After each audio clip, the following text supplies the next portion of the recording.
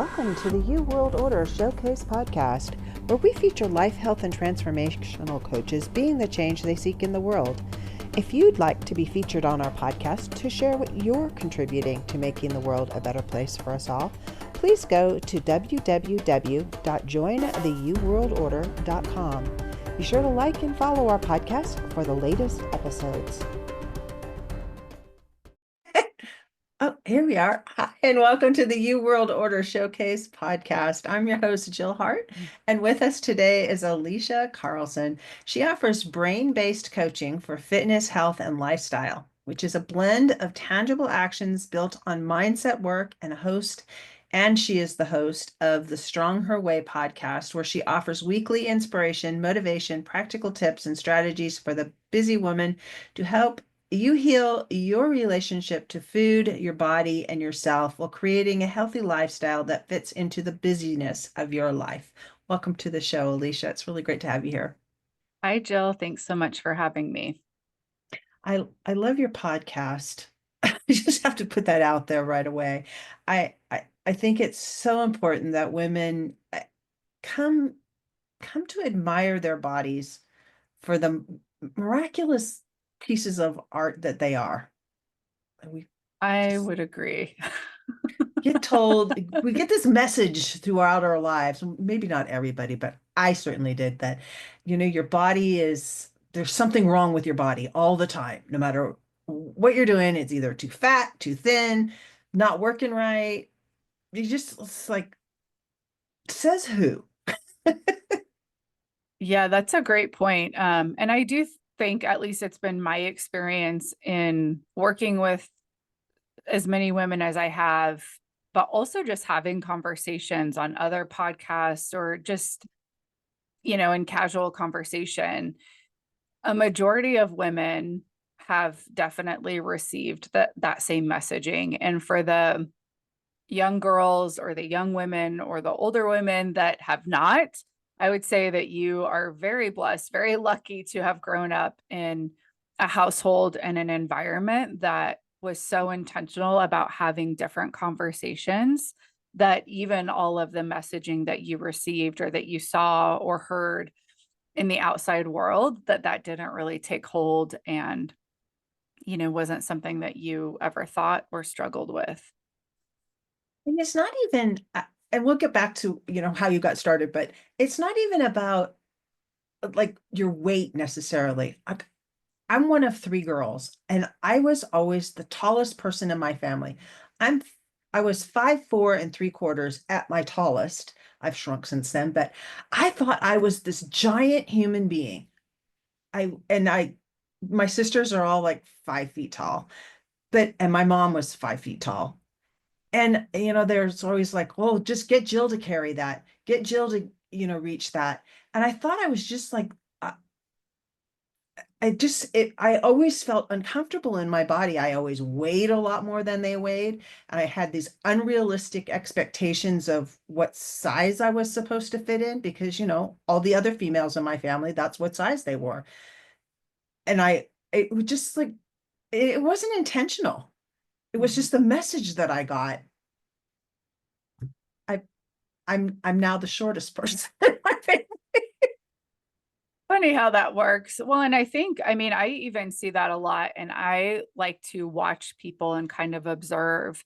And it is interesting sometimes when we are looking at families, how you can see different body shapes and sizes, and some kind of mimic more like the maternal side, some mimic more the paternal side, or even like generations up. So, like looking at grandparents or aunts and uncles. And I think what I heard you describing is just that sense of being like other, right? Like, okay, everybody else is kind of this size, or all the other women in my family are this height. Maybe their builds were a little bit more similar. And so then there's me, and I don't seem to fit that. And so it's like, even if that wasn't explicitly said, like, oh, like, you're taller and that's bad, or, you weigh more than us because you're taller. We still somehow, like, our brains still kind of are looking at, okay, what does everybody else look like? Where do I fit in that? if I don't exactly fit that mold, then maybe there's something wrong with me. And I think that's, something else that's so relatable to so many people probably listening to this. I know certainly that was something that I kind of looked at in my family as well. So, And it's great if, like, I have a daughter who's 5'8". She's gorgeous. But as she was getting taller, I made a specific effort to not let people tell her she was too tall. Because, people in society still do that to women. It's like, again, says who? yeah. I look at some of the women out there. There's a famous cook. I can't. Julia Childs was like 6'4". Her husband was a good foot shorter than her. Just an amazing human being. I just I love her as an example of, size does not matter. Hmm. And I think men receive similar messages, although a lot of times it's like the opposite of like, if you're too short or if you're not big enough. And so I do think, different cultures, different societies have different standards and expectations. But it is interesting, I think, when you kind of slow down and you're like, okay, well, wait a minute. This is like how I've been operating under these expectations, but like you've said a couple times, says who, or like where did that come from? And that actually is like, some of the key questions that I ask my clients a lot when things, around their weight or their body come up. It's like, okay, well, let's, is this something you want to explore a little bit more? Where did this come from? Where did you first hear this messaging? And when we really do kind of slow ourselves down and start kind of exploring that, then we realize maybe for the first time ever that a lot of the things that we've just sort of thought and believed are actually kind of optional. And we can sort of poke holes in some of those and decide if we want to keep believing that and thinking that about ourselves and our bodies, or if perhaps we want to think about our bodies in a slightly different way. Yeah, I love that. So do tell us your story. How did you get started in doing all of this? Yeah, I think, like so many coaches that I have talked to, it really has kind of stemmed from my own personal struggle, my own personal journey in the fitness arena. And not unlike you, perhaps, or a lot of the other, men and women, but specifically connecting with the women here on this, grew up thinking that there was a right way to have a body and that I needed to look a specific way. And I was kind of growing up in the 90s where sort of that ideal body was kind of the long and the lean. A lot of times you might attribute that to being the quote unquote yoga body or Pilates body or something like that. And, I'm 5'4". I will probably never be long and lean because that's just not in my stature. And then I think there's this other perception of, being short but you have to be petite. And that was not necessarily me either.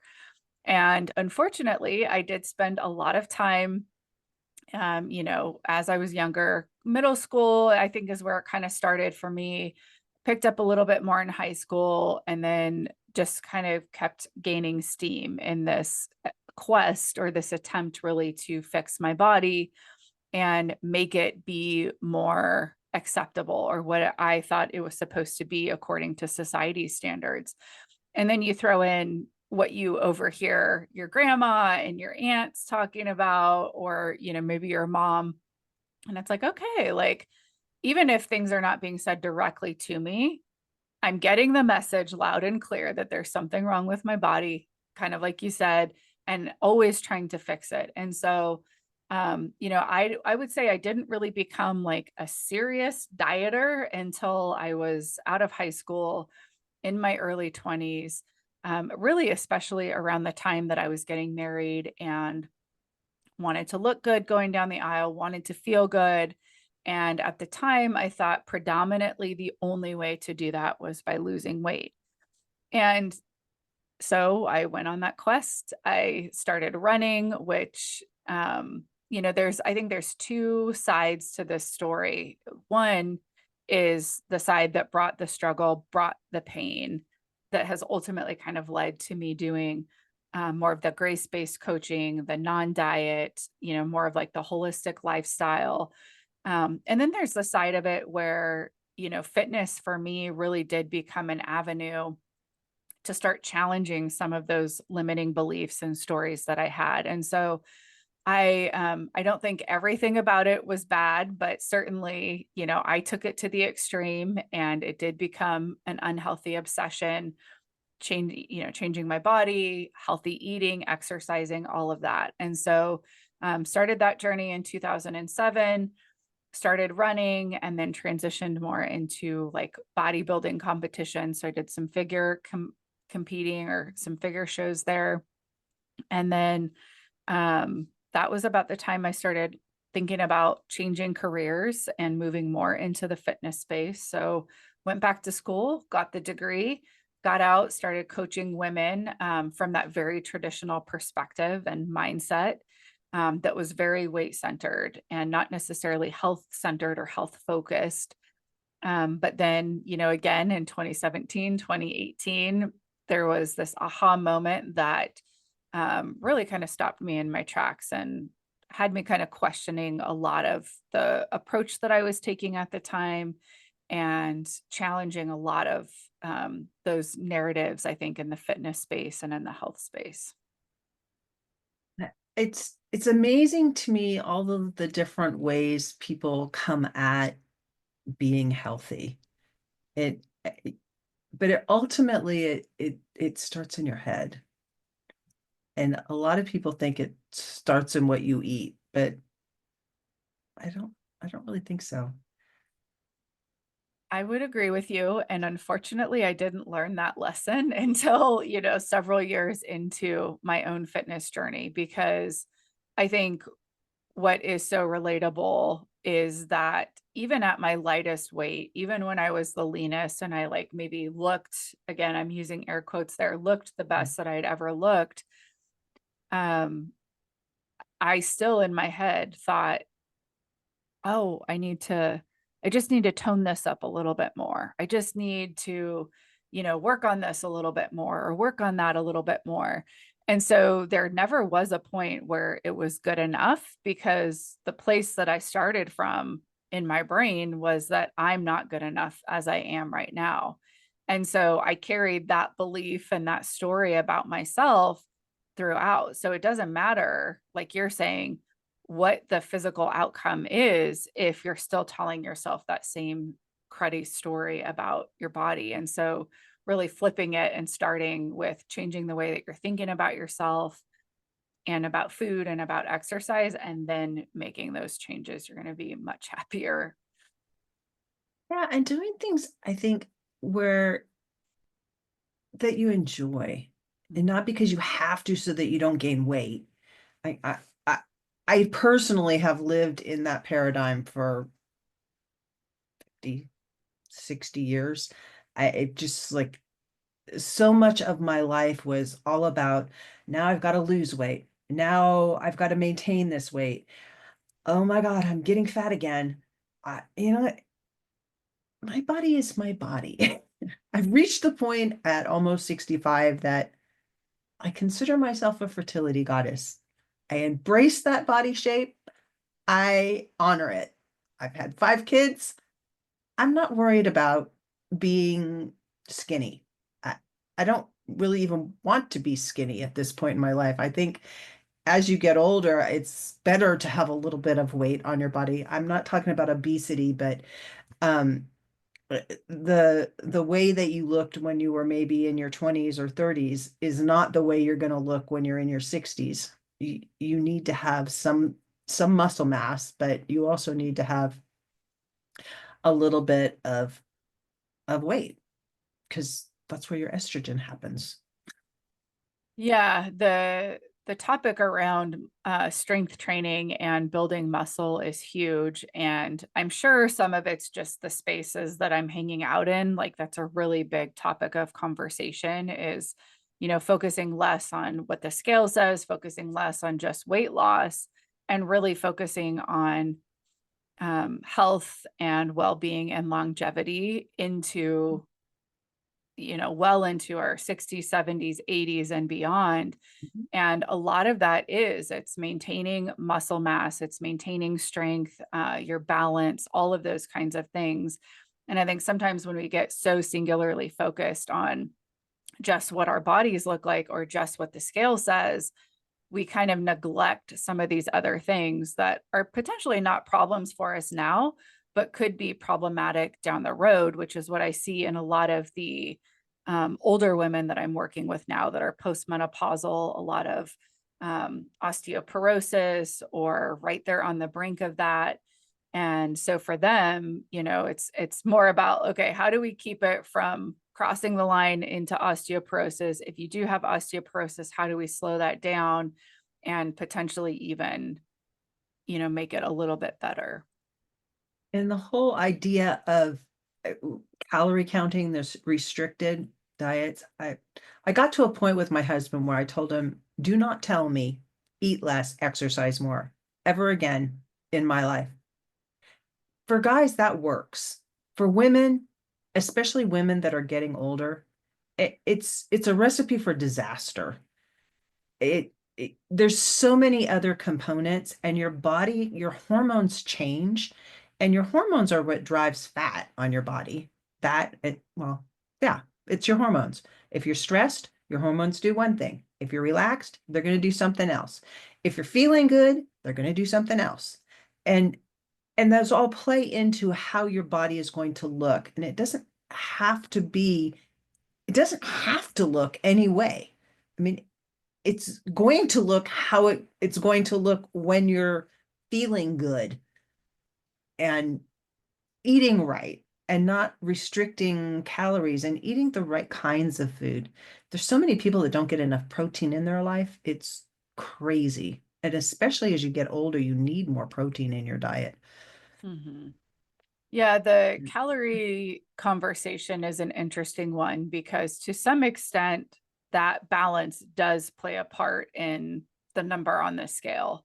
Um, and I think it's a little bit more complicated than like the example of just eating less and exercising more. There are definitely some more factors that go into that. And I think, unfortunately, what I see a lot in my clients is this fear of eating food because we've been so conditioned to think that the magic number if you want to lose weight is somewhere around 14 or 1500 calories. And for most people that's really barely enough above just what it takes to kind of keep your body running, keeping the lights on, so to speak. And then you factor in exercise, and you alluded to also the types of foods that you're eating play a role. And so, yeah, I think, I get pretty frustrated when that's the advice that's given is like, oh, you're having a hard time losing weight. You just need to eat less and exercise more. I think that's a pretty simple and ignorant way to talk about it. And for women that have really had that experience of dieting, that's a miserable way to go through your life. And to some, at some point you're kind of like, well, I can't do anymore. I can't eat any less. I can't exercise anymore to burn calories. And then it can feel like you have no other options. And then, yes, there is absolutely that conversation around just appreciating your body where it's at, coming to a place of acceptance and kind of making peace with that. I think starting there is a great place to, that's a great place to start to begin, because then that's going to really dictate and drive kind of the attitude that is driving your behaviors. And you're able to kind of unattach from the results. And so you're not in a hurry. You're enjoying the journey and the process a lot more. You're enjoying maybe more of your life because you're not so mentally preoccupied with the calorie counting and the scale and what does my body look like and oh my gosh. And that was one of the biggest, I think, transformations that I noticed immediately when I kind of pivoted out of the diet mentality is I was like, oh my gosh, my brain is such a quiet place now. Like there's not this constant chatter with, what does my body look like? How much do I weigh? How much do I eat? And just thinking about food. And so that was huge. Yeah. And I think just giving yourself the grace to appreciate who you are, just priceless.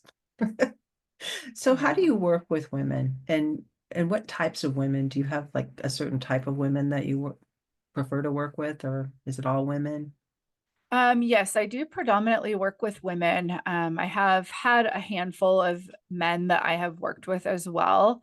I think just naturally kind of being able to connect to the lived experiences of women sometimes makes it easier because we can sort of share that. But what's been interesting is working with men, you realize like, oh, they either are dealing with a lot of the same things that we are. Sometimes it just looks a little bit differently. In terms of who I work with, I would say a majority of my clients tend to be working moms. So they're kind of juggling, they're in the middle of juggling life and trying to keep the house afloat and make sure the kids and their spouses are taken care of, running their business or managing their career. And a lot of times their own personal health and well being gets put to the back burner or really gets put to the bottom of the list and it's never quite making it to the calendar. In terms of age, I have worked with women, as young as 14 and then through menopause. And so having kind of a wide experience there, I have appreciated working with women of all different ages and life stages.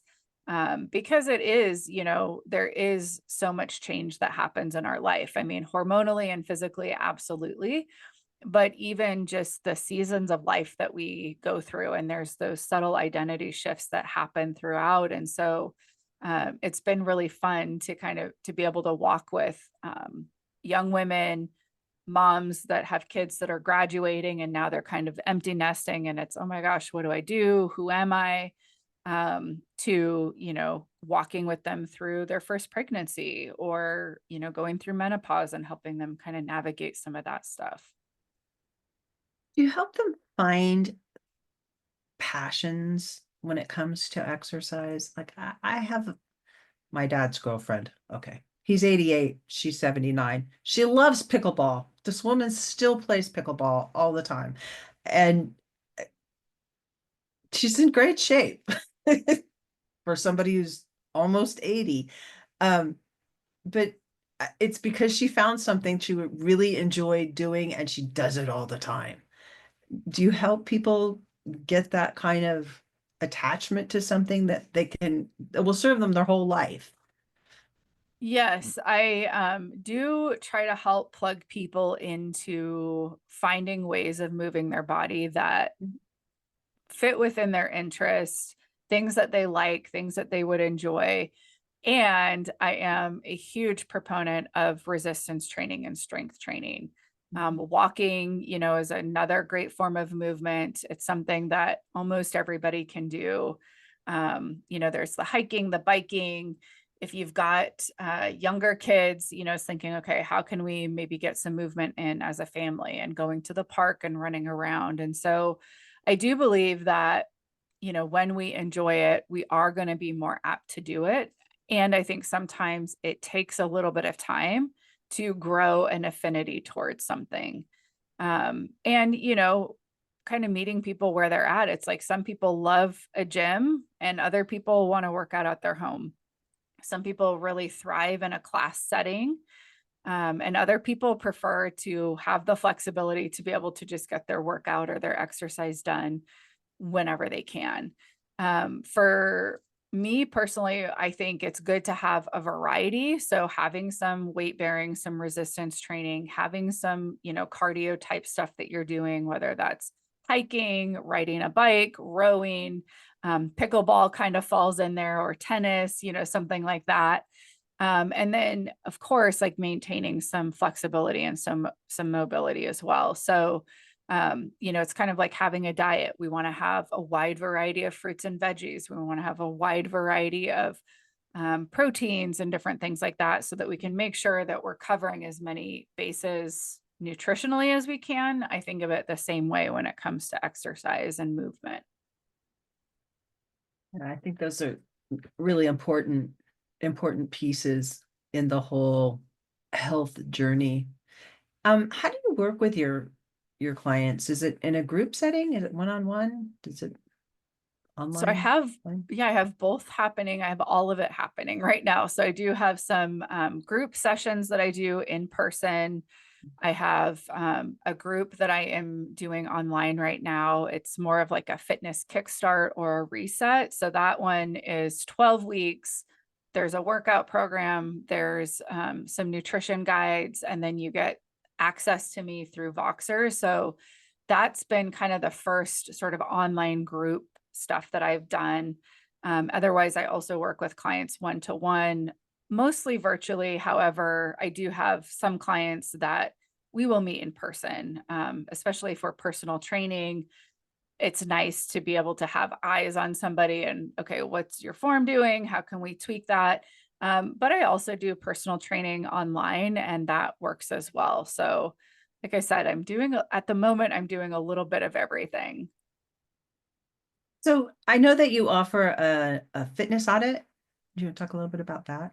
Yeah, so I am offering a fitness audit. You could do it for a nutrition, just really a lifestyle audit. So that's essentially where we would get on a call and you're just going to kind of give me a rundown, like what's your sleep like? What's your nutrition like? How's movement and exercise? What about stress? What are the current obstacles that you're facing? What's kind of keeping you from reaching your goals, whatever those might be? What have you tried in the past? And really just try to get a comprehensive picture of what's going on so that I can give you my diagnosis and give you really my top, 3 to 5 recommendations, to try to keep it simple, keep it doable, keep it something that people can do. And then once you kind of get started on some of those basics, then you can look at layering in and adding in, some additional pieces. But I think a lot of times there's so much information out there. We think to just get started, we have to change everything. And that usually doesn't work long term.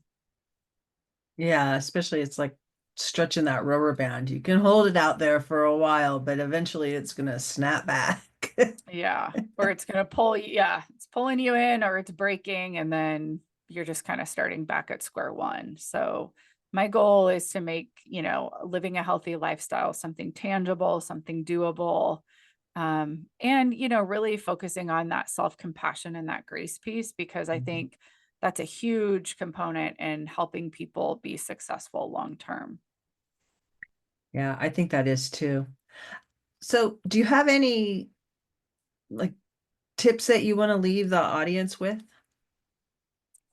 Yeah, I mean, I think you could essentially kind of just do a quick assessment, okay, where am I at fitness wise? Where am I at health wise?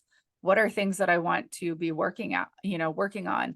I know the time that this airs, it's going to be, will be maybe a few weeks after the new year. And so maybe some of that motivation has wore off, but don't be discouraged because, every day is a chance to start again, every moment, every decision, right? It's like, let's say you blow it at breakfast, like lunch is the next best time to get back on track or to get back with it. And so, um, I think just setting some goals, setting some targets for yourself, making them small and doable, and really almost too small. I think that's the other thing is a lot of times we think, oh, what would 5 minutes of walking do?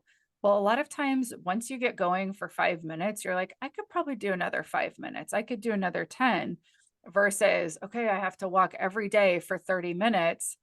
And then we do 0 days.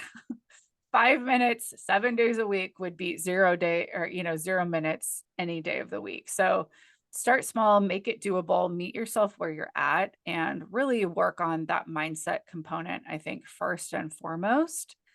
And then, start to take the action from there. I think those are great tips. I know with the walking thing, I walk with my husband every day. I started gosh, years ago, just walking around the block. That was all I did. Now we walk like 3 miles a day, every day, unless it's below 10. 10 is our limit. That's Fahrenheit. pretty cold. So kudos to you guys for even going, that far down. And there can't be ice on the road because I've fallen before, and I'm at that age where falls are bad. Yeah, You falls are don't want to bad. be falling. So if there's ice on the road, we don't walk. But other than that, we're walking. And we may look at each other like, really don't want to get started. But once we get going, it's like, yeah, we just do it. And we have a dog, so he's a handful if we don't walk him. Well, It's yeah. I motivating. mean, that's the other thing. You could get a dog and then you're going to be forced to walk your dog pretty much rain or shine every single day. Otherwise, yeah, they do get rowdy and rambunctious. I can always tell when my dogs need a walk. I'm like, okay, you've got too much energy right now. Yeah, and then there's resistance training because you got him on the leash and you just switch Yeah. arms. Yeah, switch arms. I wear them around my waist so that I have both arms free so that I can grab each of their leashes if I need to and kind of keep them a little bit closer to me. So it's all about making it work for you. Yeah, yeah, just the things we do. And walking, it has another benefit, and that's that you get to meet your neighbors and your community because people recognize you on the road and they'll stop you in the grocery store and ask you why you didn't wave back. Never mind, you Sounds like you're, recognize their yeah, vehicle. sounds like that was a lived experience. It really does happen to us all the time. We're talking, we're not paying attention to the cars going by on the road. They're frantically waving at us. Oh my gosh, that's so funny. Yeah, walking It's has fun. huge benefits. That's a great place to start if you are just getting started, is just get out and move. Find ways Yeah. that you like moving and do a little bit of it every day. Yeah, I love that. So this has been an amazing conversation. I really appreciate you joining me, Alicia. What's the one thing you hope the audience takes away from the conversation? Oh gosh. If I had to narrow it down, I think, initially it is just taking inventory maybe of how you are currently thinking about food and about your body or your weight or what your body looks like or exercise and really questioning those. I liken that a lot to going through a closet and sorting things to give away or get rid of and throw away. Maybe some you want to keep and you want to just, slightly look at it in a little bit of a different way. And really begin to challenge some of those thoughts or those beliefs that don't serve you, that are maybe actually the things that are kind of keeping you stuck in that continual loop of starting a diet and then falling off and starting and falling off. And for me, the first thing that I did that was so helpful was to just begin to look at food as neutral. So that doesn't mean that all foods are created equal and have, equal nutrients or nutrition, but taking the food labels off in terms of this is like a bad food or this is a good food, that really created a lot of freedom for me to look at food and make a decision of what to eat without being pulled in the direction of like the bad foods and binging on those and then restricting and beating myself up and feeling guilty. And so for me, that was the first step. And I think that's a great place to start too, is just question it. And if you needed a place to start, just play around with looking at food as neutral. I really like that. That's kind of huge. So how do people get in touch with you? Yeah, you can shoot me an email, Alisha@AlishaCarlson.com, if you want to connect with me directly. I'm also on Instagram at @AlishaCarlson_. And then, as you mentioned, I do have my own podcast, The Strong Her Way, and that's on all major platforms. So you can definitely go and listen and kind of dig into some of these topics that we talked about here even more. But yeah, I would say probably Instagram or my email are the two best places. Awesome. Thank you so much for joining me today. Yeah, thank you so much, Jill, for having me. Thank you for joining us for the U World Order Showcase podcast. Remember, if you would like to be featured on this podcast as a life, health, or transformational coach, please visit www.jointheuworldorder.com. We look forward to talking to you next time as we present another life, health, or transformational coach being the change they seek in the world.